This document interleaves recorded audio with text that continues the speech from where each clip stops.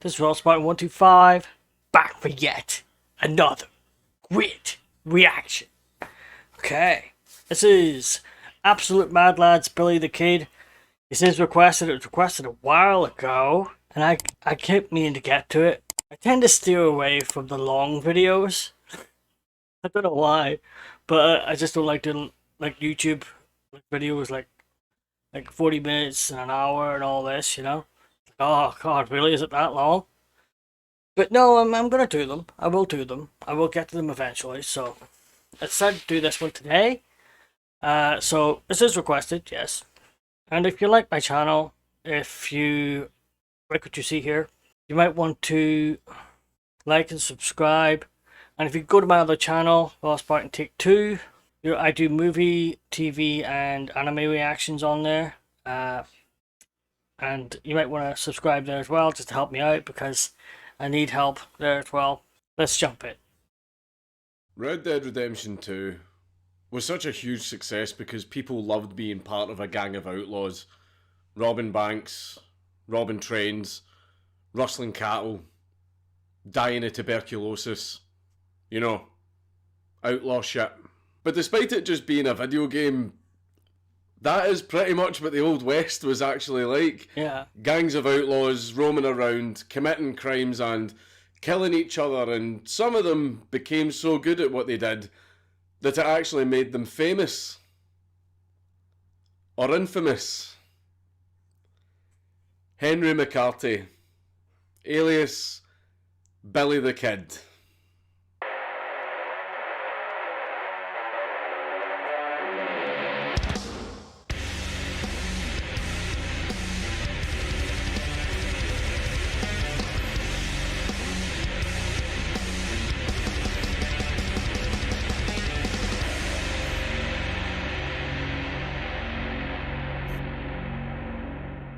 But before we get into the Mad Lad, it's your boy, Raid Shadow Legends. Raid is now one of the top 3 RPG games on the Google Play Store, and it's been nominated as a finalist in the Google Play's Best of 2019 Users' Choice Awards. Raid is free to play and has hit almost 15 million champions. These rewards are found in 1870 in New York City, available for the next 30 days. All of the rewards are available from your inbox within the game, and these rewards are for new players only. Thanks again, guys. Raid are really helping us creators out, so I'm really happy that you guys are showing them a lot of support. Henry McCarthy was born in New York City in 1859. His parents were Catherine and Patrick McCarthy, and he had one younger brother named Joseph. His father Patrick suddenly died, so Catherine moved to Indianapolis with the 2 children, and while she was there she started a romance with a man called William Antrim, and in 1870 all 4 of them moved to Wichita, Kansas. They then moved to Santa Fe, where William and Catherine got married, and then in 1873 all of them moved to Silver City in New Mexico. Just a year later, when Henry was only 14 years old, his mother died of tuberculosis, so it was only him, his brother, and his stepfather William. Now, Henry and William did not get along and would argue often, and apparently William used to beat Henry, and the beatings apparently got even worse without his mother there to protect him. So Henry left home and went to a boarding house where he found room and board in exchange for doing work for the owners. But life wasn't that great for him. He really wasn't making a lot of money, so he couldn't afford proper food, and the death of his mother severely affected him. So a young boy at 14, out in the world on his own, no money in his pocket, and without any adult guidance, it was kind of inevitable he was going to fall into a life of crime. Yeah, let's face it, nobody's shocked by that. This is pretty much what you would expect, you know? Yeah. In 1875, Henry was caught stealing food, and then just 10 days after this, he and an accomplice called Sombrero Jack robbed a Chinese laundromat where they stole several items of clothing and 2 pistols. Henry hid the stolen goods in his room in the boarding house, but the items were discovered by the boarding house owner, who reported Henry to the authorities, and Henry was arrested. Henry was taken to the local jailhouse to await his trial, but due to him being a small, skinny, wiry little thing, he was able to actually squeeze through the bars of his cell and then shimmy up a chimney onto the roof and climbed down and managed to escape. The next day, Henry's escape was written about in the Silver City Herald, and this was the first of many articles that were going to be written about Henry. Henry fled to his stepfather's house, and his stepfather was less than happy to see him. And after only a few days, the stepfather decided to throw Henry out. But as Henry was leaving, Henry decided to rob him and stole several items of clothing and several guns before running off into the wilderness. And this would be the last time that Henry and William would ever see each other.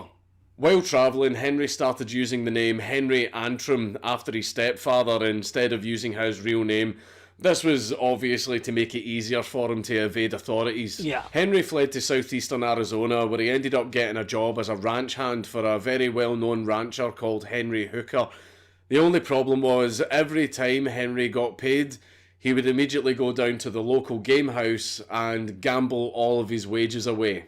While working as a ranch hand, Henry met a man called John Mackey, an ex-US cavalry private, now turned criminal, and he and Henry would steal horses from the soldiers that were stationed at the nearby US Army outpost called Camp Grant. Stealing horses from the army. We're off to a great start.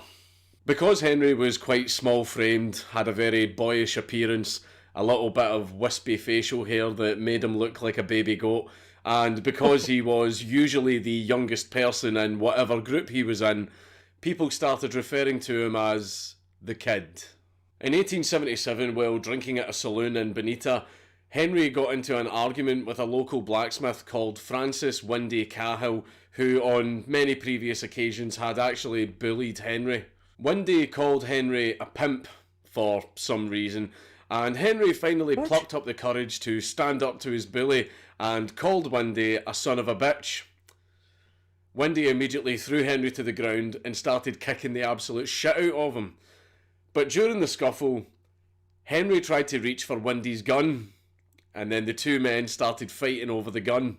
Henry managed to successfully grab the gun and shot Windy in the chest, killing him. Henry then immediately fled the scene to avoid arrest. So Windy Cahill was the first ever person that Henry killed, but it wouldn't be the last. So that's the first one, huh? I think it's like, was it 15 or 20 people that said they were killed or something? I can't remember. Not exactly what you see in the cinema, is it? No, it's just absolute brutality. You know, just every man for himself, just no holds barred. Just survive any way you can. Witnesses did tell authorities that the killing was justified self-defense because Windy had attacked Henry first and was kicking the absolute shit out of him. But despite that, when Henry returned to the town a few days later, why would you do that? Why would you come back? Henry was immediately arrested by the local Justice of the Peace, Miles Wood. Henry was taken to Camp Grant and held in its guardhouse, but same as before, Henry managed to squeeze out of his cell, get out of the camp, steal a horse, and escape. You'd think, I mean, maybe they don't know that he escaped or how he escaped before, but if they did know, you'd think they'd think, okay, maybe we should put a guard on this guy, you know, just in case. He's already escaped from jail once. Maybe we should put a guard on him, you know, because you never know. Of course, they may not know it's him, because he's using a different name. I get that.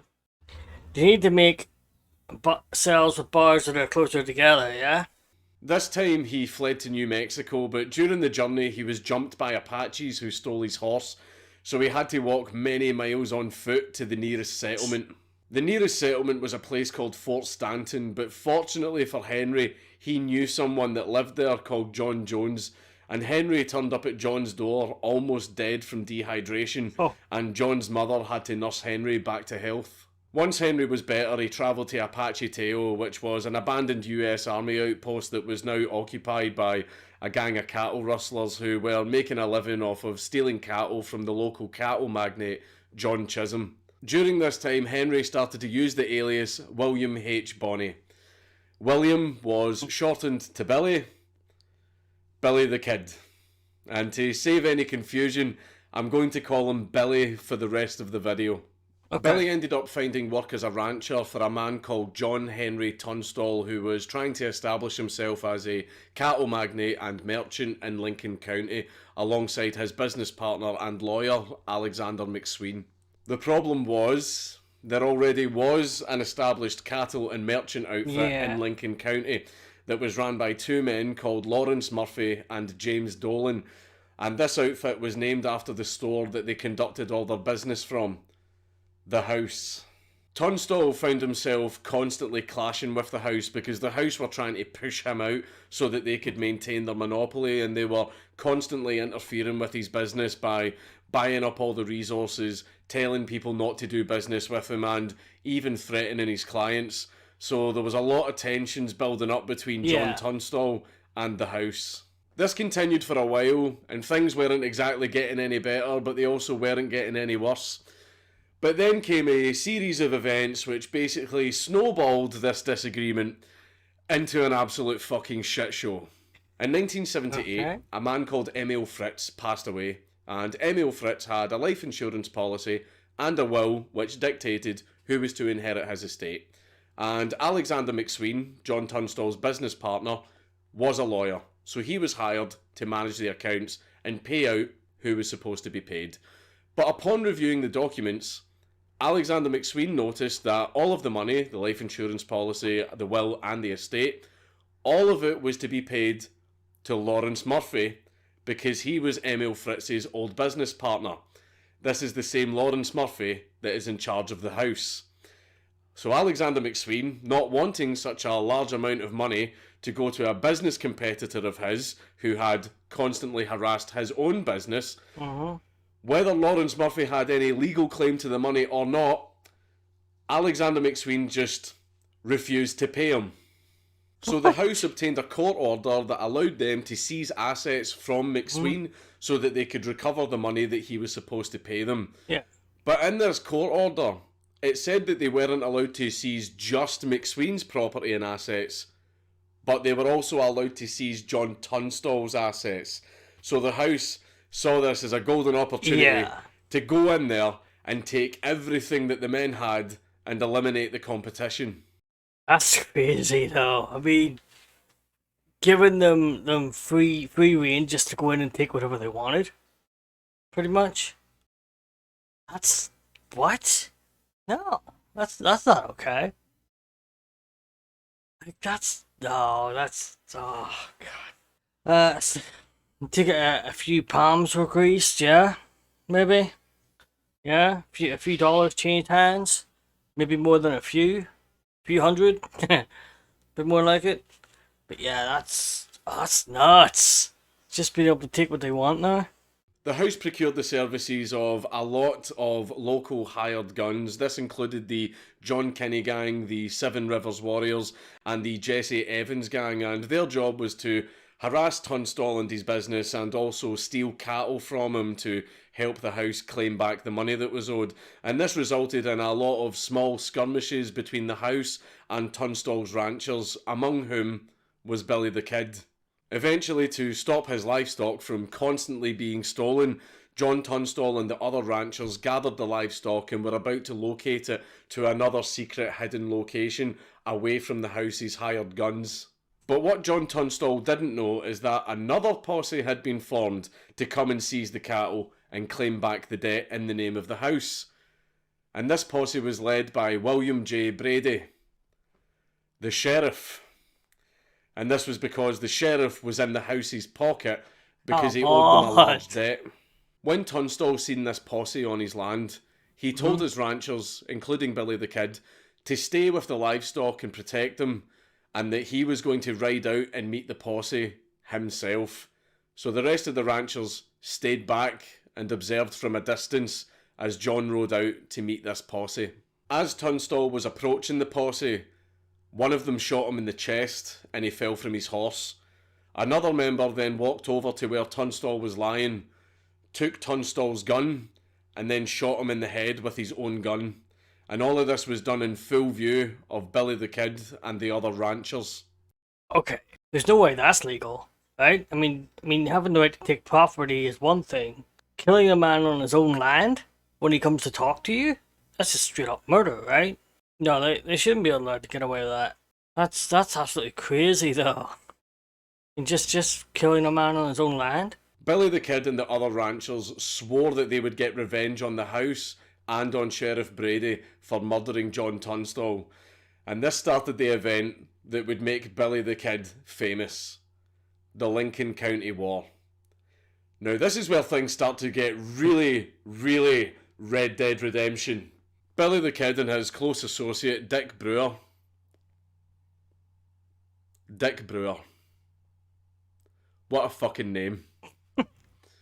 Brewing up some dick. Anyway, Billy and Dick Brewer swore affidavits against Sheriff Brady and his posse to Justice of the Peace John B. Wilson. They told him that they had seen him commit a murder and that he had gone rogue and was abusing his powers as sheriff. John B. Wilson then deputised Billy the Kid, Dick Brewer, and the rest of the ranchers and then issued murder warrants for the killers of John Tunstall. To take down Sheriff Brady and his posse, Billy the Kid, Dick Brewer, and the rest of the ranchers formed their own posse, and they called themselves the Regulators. Yes, that's and right. all of them were now deputised. The Regulators didn't actually have a single leader, instead they were led by 12 men, of which Billy the Kid was one, and these 12 men were called the Ironclad. In February of 1878, Billy and Brewer spotted Sheriff Brady travelling with his posse, so Billy and Brewer just rode right up to them, told them that they were now deputised and they were here to arrest Sheriff Brady and the rest of his men. Sheriff Brady and his men said, "No you," and arrested Billy and Brewer. During the arrest, Brady confiscated for himself Billy the Kid's treasured Winchester rifle. Now, Billy the Kid was always very good at keeping his cool, even when he was in the jailhouse and the guards were making fun of him. Billy was always able to keep a level head, but Billy was absolutely furious that Brady had stolen his rifle.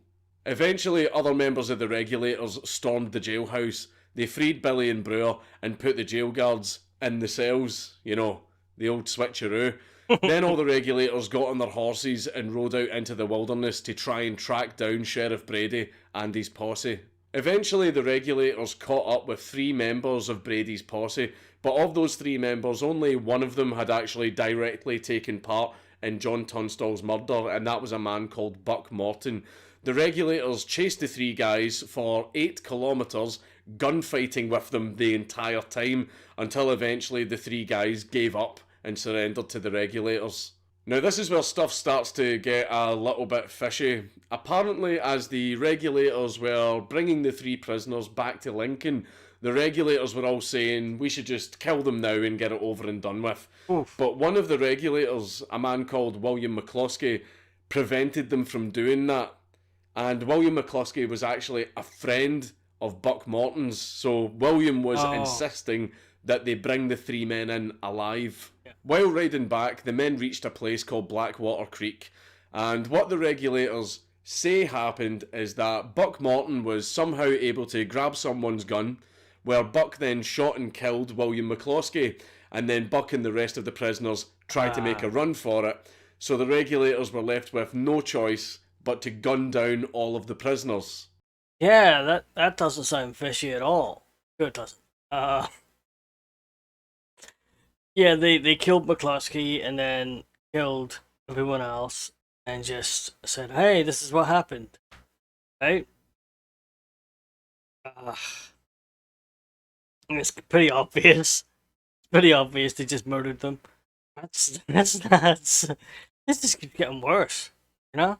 Everyone found it a little bit strange that Buck Morton would kill William McCloskey because McCloskey was Buck Morton's only friend in the Regulators, and the only reason that Buck Morton and the other prisoners were still alive was because of McCloskey. Mm-hmm. So it's a little bit strange that Buck would kill the only person that was keeping them alive. So what a lot of people think happened is that the Regulators went to kill the prisoners anyway.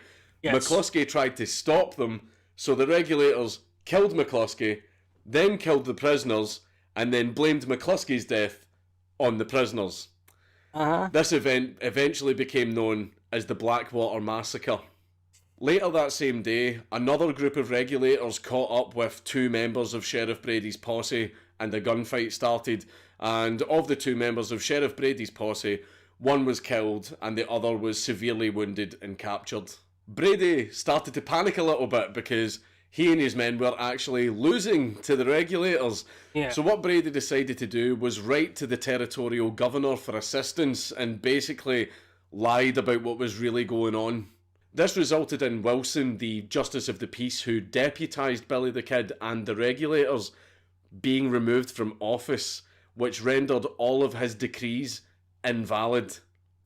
The regulators were now no longer deputised, Yeah. and Sheriff Brady and his men were now the only recognised law officers in Lincoln County.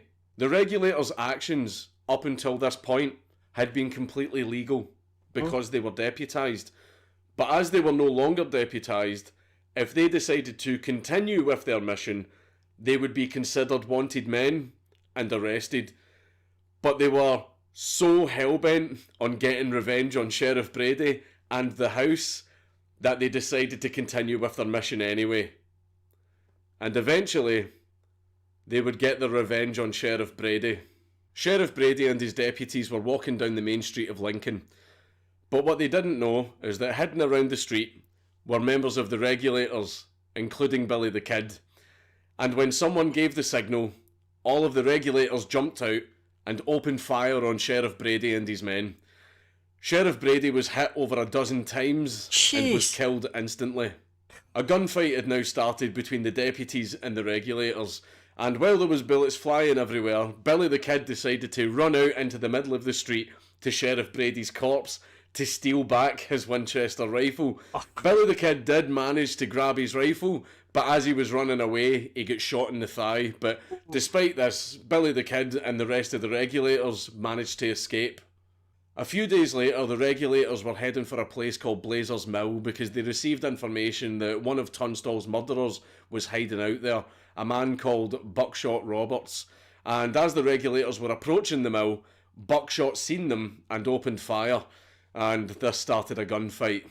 In the gunfight, Buckshot was killed, but before he was killed, Buckshot managed to actually wound 4 members of the regulators, and he managed to kill Dick Brewer. R.I.P. Dick Brewer. He's off to that big Dick Brewery in the sky. Just can't let it go, can he? That name. Well, he's got to let it go now, because, you know, he's dead. I mean, I know there's, like, Young Guns movies and all, I've seen them when I was younger. I mean, obviously, Hollywood takes, like, you know, creative license with everything, right? Yeah, it sounded pretty familiar, you know, for the most part. Since Sheriff Brady was dead, another sheriff had to be appointed in his place, and this was a man called John Copeland, but John Copeland, as sheriff, actually refused to take sides in the Lincoln County War, so the House used their power and influence to replace him with another man who would be on their side, and this was a man called George Pepin. In July of 1978, the regulators heard that Pepin and his posse were coming to kill Alexander McSween, who was at his house in Lincoln. So 60 regulators descended on the town of Lincoln and took up defensive positions all over the town, but mainly around Alexander McSween's house. Pepin and his posse arrived and engaged the regulators. This kicked off a massive gunfight that lasted for 5 days. And this gunfight was called the Battle of Lincoln. Billy the Kid was only around 18 at this time, but during this battle, Billy the Kid and his Winchester rifle were going pop, pop, pop, making cowboys drop. And this battle is what made so many people so afraid of Billy the Kid, because a lot of people found out, some the hard way, that Billy the Kid was actually very skilled in a gunfight.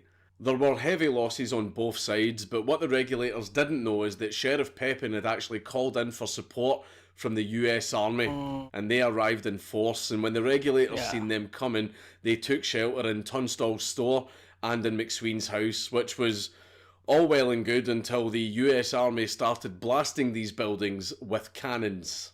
While taking refuge in McSween's house, Pepper and his posse set fire to the building, leaving all the men inside no choice but to escape out the back door. But as they were all retreating out the back door, Alexander McSween was shot and killed by a man called Robert Beckwith. And then Robert Beckwith was immediately shot and killed himself by Billy the Kid. Yeah. A lot of the regulators were either killed or captured. The regulators had lost the Battle of Lincoln. So Billy the Kid and the few remaining regulators vanished into the wilderness to live as outlaws. Yeah, that sounds pretty familiar. I don't even have the words for that. That's just nuts.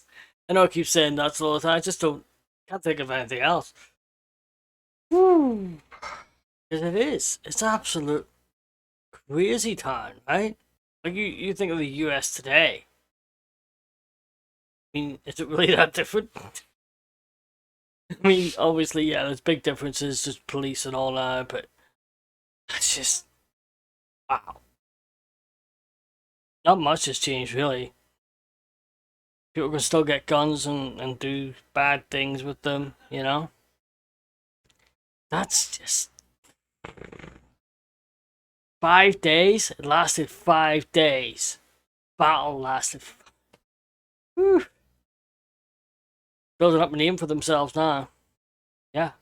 In 1878, US Marshal John Sherman appealed to the newly appointed territorial governor for assistance, saying that due to the Lincoln County War, the entire county had been thrown into disarray and anarchy, and he was having trouble managing the situation and carrying out his duties. So the territorial governor issued a decree stating that everyone who took part in the Lincoln County War would be pardoned, which meant that they were absolutely free from prosecution. So once everyone learned of this, everyone stopped killing each other, came out of hiding, came back to the town, and just went about their daily lives almost as if nothing at all had happened. Something tells me it's not that simple. Yeah?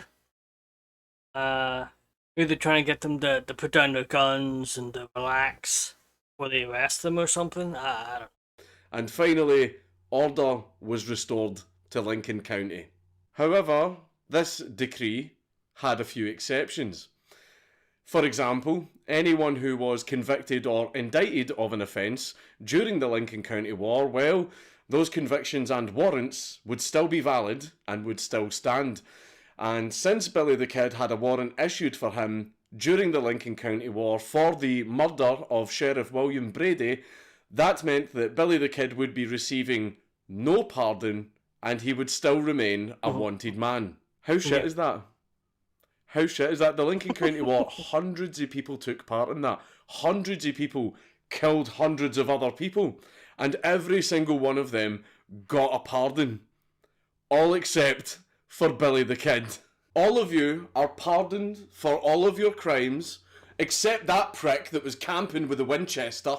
In 1879, when Billy and a friend of his had snuck back into Lincoln on business, they were actually forced at gunpoint to watch Jesse Evans, the leader of the Jesse Evans gang, murder a man called Houston Chapman and then set his body on fire.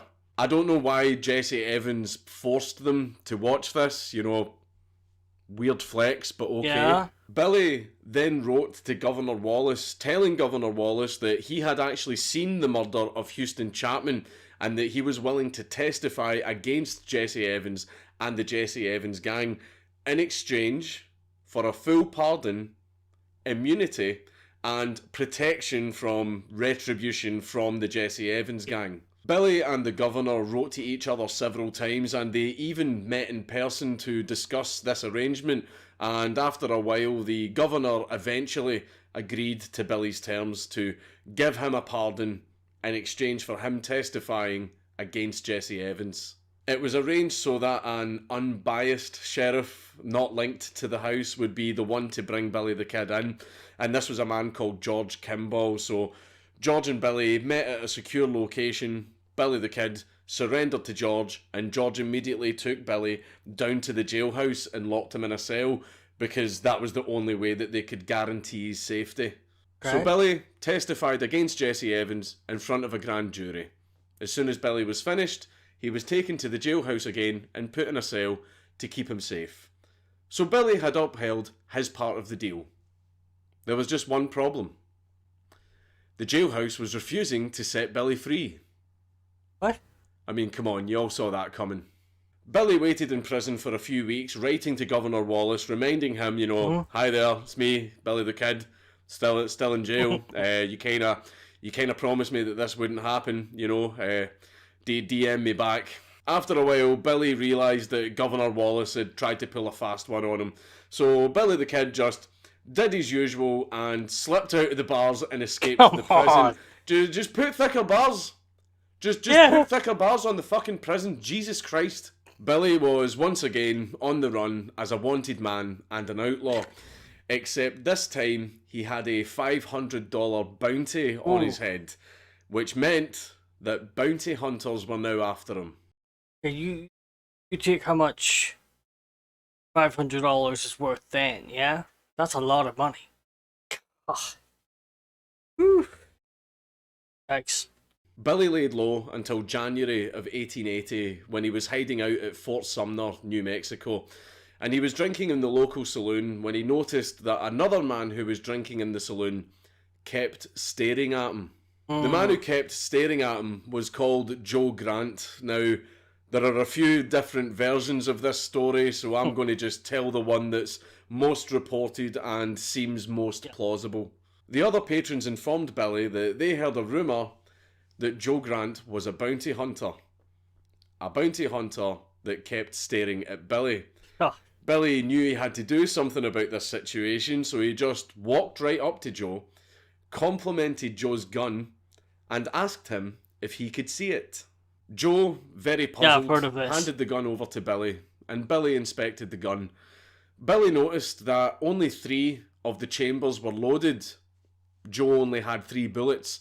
So what Billy did was he turned the cylinder so that the next hammerfall would land on an empty chamber. Billy handed the gun back to Joe, and Joe put it back in his holster. Billy then started talking a lot of smack to Joe and making fun of him, trying to get Joe all worked up.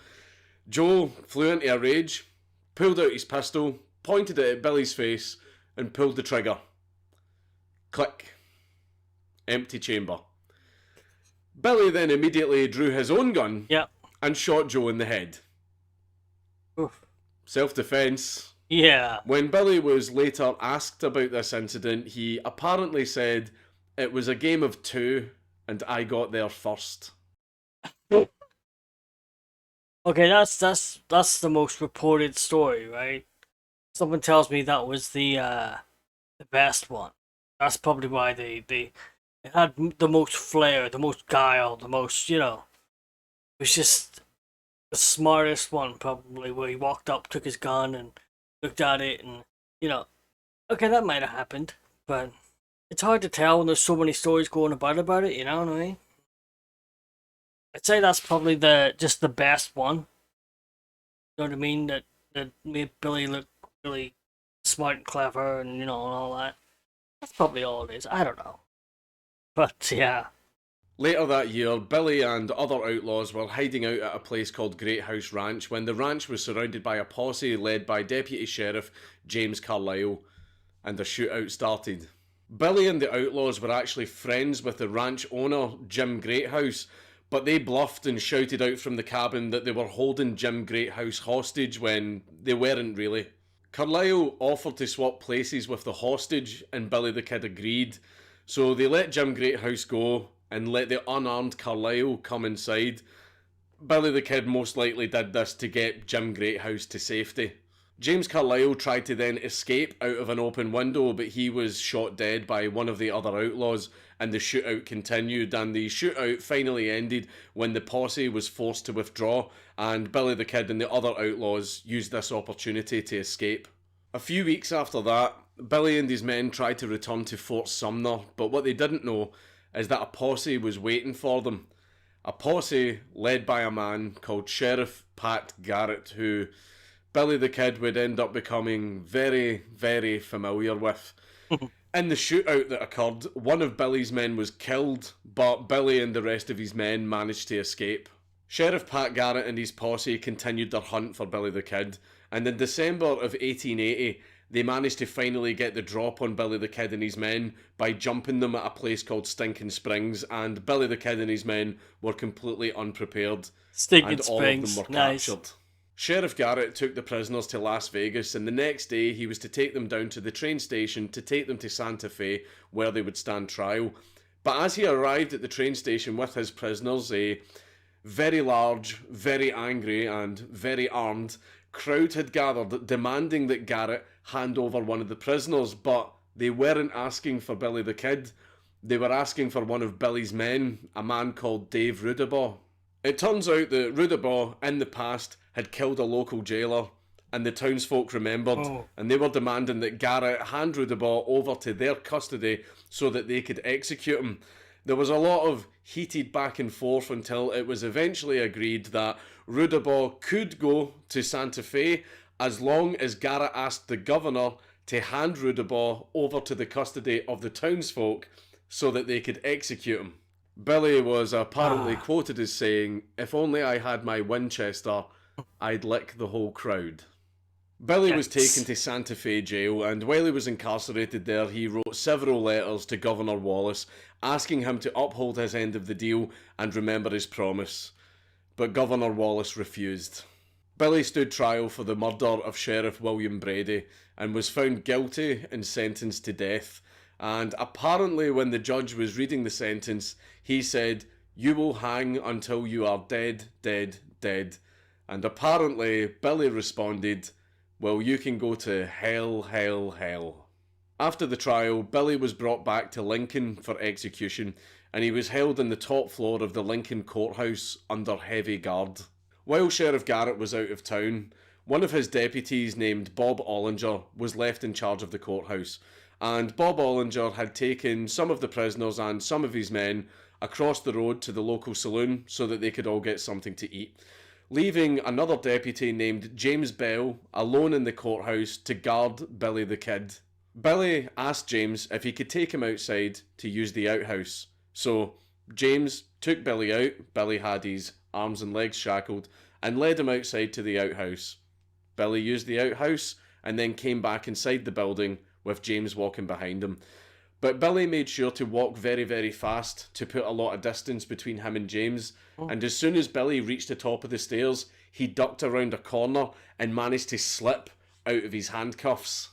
So they left one guy, the guy who's escaped from jail multiple times. Okay. Right.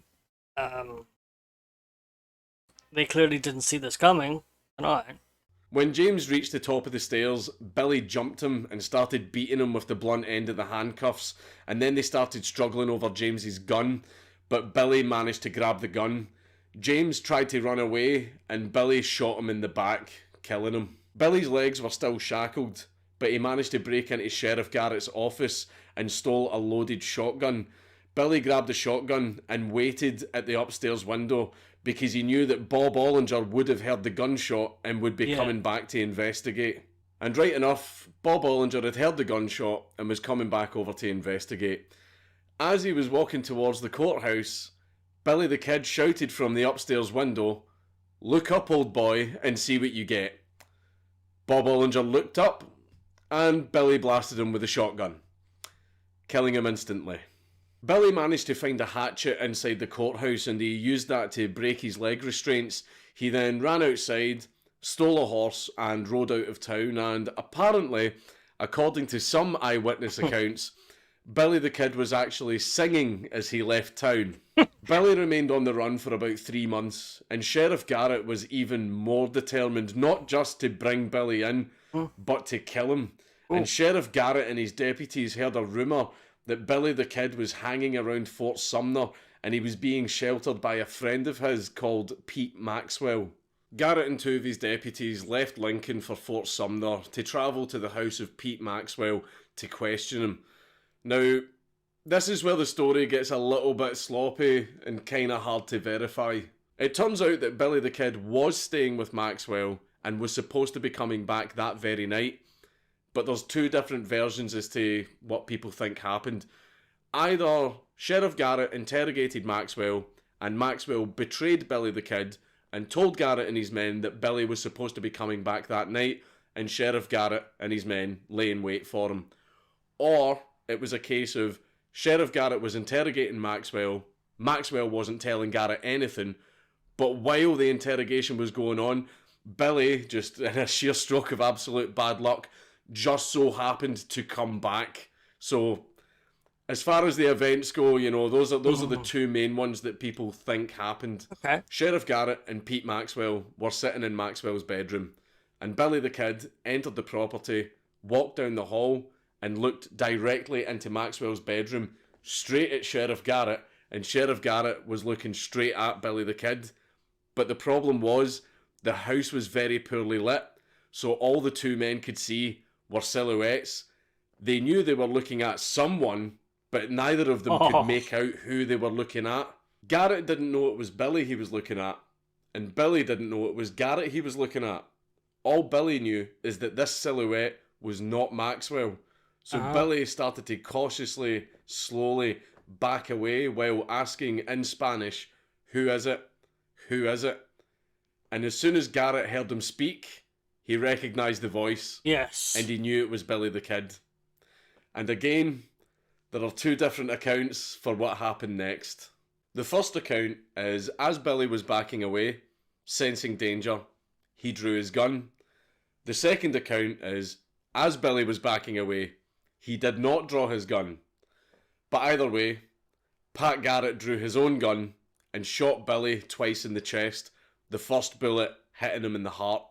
And Billy the Kid, at the age of 21, fell to the floor and died. Now, I think the first story probably would have been true. Billy seems like a very cautious fellow, yeah? Wouldn't take a chance that there was an enemy in front of him, not draw his gun. He's the sort of person that would draw first, you know what I mean? He would pull out his gun and be ready just in case, sort of thing. But Garrett maybe already had his gun drawn and ready, sort of thing. I would say that's probably what happened. It's hard for me to believe that Billy the Kid wouldn't draw his gun just in case. You know what I mean? He sensed danger. He seemed like the sort of person that would maybe pull his gun out just in case, you know, because you never know. So probably the first story, as far as I'm concerned. I don't know. A few hours after his death, the Justice of the Peace put together a coroner's jury who examined the site of the shooting, they interviewed Maxwell, and they also examined Billy the Kid's body, and all the members of the jury confirmed that this body was in fact Billy the Kid. Billy the Kid was buried the very next day at the Old Fort Sumner Cemetery in New Mexico, and you can still go and visit his grave today, but they've had to cover it in a big secure cage because people kept vandalising the gravesite and stealing the headstones. The next day, Sheriff Garrett travelled all the way to Santa Fe so that he could claim his $500 reward for killing Billy the Kid. But for some reason, the governor just refused to pay him. But a lot of the local townsfolk who were thankful to Sheriff Garrett for killing Billy the Kid, they all chipped together some money to give to him as a reward, and Sheriff Garrett ended up getting over $7,000. Not everyone was pleased with Sheriff Garrett for killing Billy the Kid, though. Yeah. A lot of people were saying that Sheriff Garrett unfairly ambushed Billy the Kid and it wasn't a fair fight and it was pretty dishonourable. Some people even said that Sheriff Garrett just outright murdered Billy the Kid, but some people even went as far as to say that Sheriff Garrett faked the entire thing. There are people who still to this day say that Sheriff Garrett faked the entire thing. Some have even went so far as to file lawsuits against the state of New Mexico to either force them to release documents or so that they can be allowed to exhume bodies and carry out DNA tests. The last of these attempts happened just in 2015. Some people back in the day, you know, as late as 1940, were even claiming to be Billy the Kid, but almost all of these cases turned out to be complete bullshit. But apparently there's two cases that seem a tiny bit plausible, but not really. Historians still argue an awful lot to this day about how some of the events in Billy the Kid's life really went, and there is a lot of misinformation out there about him. You know, some people claim that he killed over 200 people when there's been 9 confirmed killings that have in fact been done by Billy the Kid, but the most reasonable estimate is about 21. And another thing as well is you sometimes get people or antique shops trying to sell actual, genuine Billy the Kid wanted posters, but these are all fakes. It's a scam. There were no wanted posters created at all for Billy the Kid. The only thing that Billy the Kid really got was wanted ads in newspapers, no posters. Historians are even arguing about photographs of Billy the Kid. For the longest time, the only absolutely 100% confirmed photo of Billy the Kid is the one that you've all seen, the one where he's posing with his trademark top hat and Winchester rifle. There is another photo which is sort of 50-50, which appears to show Billy the Kid playing croquet with a friend, but this one hasn't been confirmed to be genuine or not. But recently, another picture has surfaced that has been confirmed to actually be Billy the Kid, and the reason it's been confirmed as real is because it shows Billy the Kid with other confirmed members of the Regulators, including Dick Brewer. So there you go, we actually have a second actual confirmed picture of Billy the Kid, and you see his face a lot clearer in this one as well. And this one actually just went on sale a few weeks ago, valued at $1 million. There are even people who still to this day are petitioning to the state of New Mexico to give Billy the Kid a posthumous pardon so that they can honour the agreement that the governor made with him all those years ago. Yeah. The last attempt at this was in 2010, and the governor at the time said, no. As far as influence in pop culture, fucking take your pick. I mean, Billy the Kid, you know, has had over 50 movies made about him, you know, ranging from the silent era to now. Places in New Mexico that are even the tiniest bit associated with Billy the Kid all have a Billy the Kid museum. You know, there are so many Billy the Kid museums in New Mexico. But I would probably say the best place to go would be Lincoln itself. You know, it is a little bit of a ghost town now, but there are so many things in the town that you can actually see that are still there from Billy the Kid's day. For example, there is Tunstall Store, there's the Houses store, and there's even the courthouse that Billy the Kid escaped from. And there's even a marker on the ground outside it showing the exact spot where Billy the Kid killed Ollinger from the window. There's one thing I wouldn't want to be famous for. Being killed by somebody who was famous. Yes, such and such died here. He's killed by this famous person. No thanks. Whenever I'm talking about a mad lad, I usually try and do the Philly D approach and sort of sit in the fence and say, but what do you guys think? Why don't you tell me in the comments down below and really drive up my engagement rating for this video? But well, I'm just gonna come out and say it. Billy the Kid did nothing wrong. Billy the Kid did absolutely nothing wrong. I mean, a lot of the killings that are attested to him were clear self-defence. And see all the stuff that happened afterwards totally wouldn't have happened if the governor just honoured the agreement and gave Billy his pardon. If the governor just honoured the agreement and gave Billy his pardon, none of this would have happened. You had 2 opportunities to pardon him, right? The first was after the Battle of Lincoln when you were fucking dishing out fucking pardons like Halloween candy, right? You could have done it then, but you didn't, so more bad shit happened. And then when he testified against Jesse Evans, you could have done it then, but you didn't, and even more bad shit happened. All of that could have been fucking avoided if you had just honoured your agreement to Billy the Kid, right? I don't blame the guy at all, right? Mother died of tuberculosis, abusive stepfather. He was in the world on his own when he was just 14 and had no money. Of course he got involved in crime.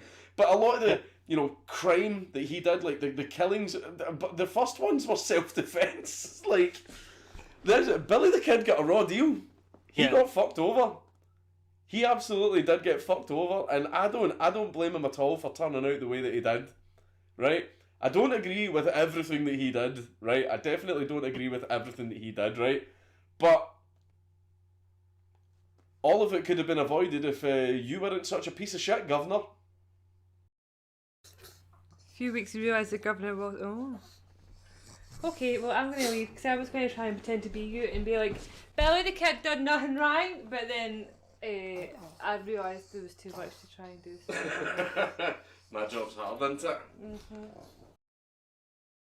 No, when Dankula says that he got a raw deal and he doesn't agree with everything, I completely agree. Yes, he did get a raw deal right from the start. Don't agree with everything he did, but you know, I don't judge him for it either. To be honest, it is what it is. Different times and all that. Yeah. Okay, I enjoyed that one. I really did. I'm sure people will be jumping in the comment section saying, "Oh, he's wrong about this. He's wrong about that." Feel free. Feel free. Yes, please go into the comment section and drive up my bring my video up. Yeah, hit the like button and all that. If you liked it. If you didn't, don't do anything. I'm just kidding. Just like it, dislike it, whatever. But be sure to comment, yeah? Because it really does help. Don't forget to subscribe to my channel here that you're watching on right now. And if you like movie reactions and anime and stuff, go to my second channel, Raw Spartan Take 2, where I do movie, anime, and I think TV reactions. Have I done TV reactions yet? I don't think I have, but I will at some point. Yeah, so head over there and subscribe as well, please. That was a really good video. Really enjoyed it. Very informative. And if you think he was wrong about this, that, or the next thing, let me know in the comment section. Yeah. Or let me know if you enjoyed this video and the reaction as well. Yay. Okay. Until next time, I am out of here.